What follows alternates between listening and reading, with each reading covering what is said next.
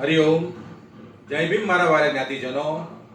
આજે વિશ્વ વંદનીય અને આપણા ભારત દેશના બંધારણના ઘડવૈયા પરમ પૂજ્ય ડૉક્ટર બાબા સાહેબ આંબેડકરની 135મી જન્મ જયંતિ નિમિત્તે બાબા સાહેબને ખૂબ ખૂબ વંદન અને આપ સર્વે જ્ઞાતિજનોને ખૂબ ખૂબ શુભેચ્છા.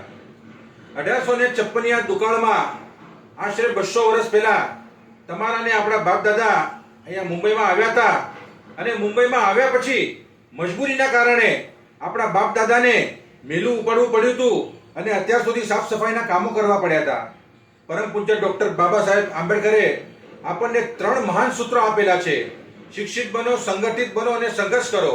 એમાંથી અત્યાર સુધી લગભગ આપણે વધારેમાં વધારે શિક્ષિત તો થઈ ગયા આપણે, પરંતુ સંગઠિત થઈને સંઘર્ષ કરવાનો હજુ સુધી સમય આવ્યો ન હતો.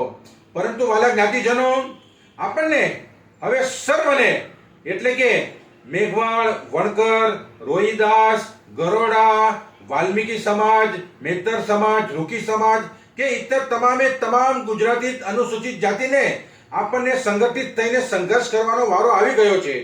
કારણ કે મુંબઈમાં આપણા બાપ દાદાએ જે 200 વર્ષથી ઓટલો ને રોટલો જે બચાવી રહ્યો એ ક્યાંક છીનવાઈ ન જાય એ માટે આપણે તમામ સમાજને એક થઈને આપણા બાળકોના ઉજ્જવળ ભવિષ્ય માટે અને સરકારી લાભો મેળવવા માટે આપણને સર્વેને આજે સંગઠિત થઈને સંઘર્ષ કરવાનો વારો આવી ગયો છે.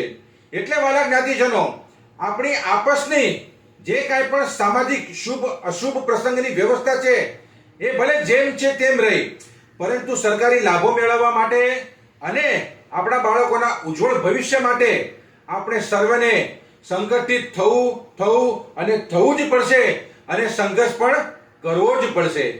જય ભીમ.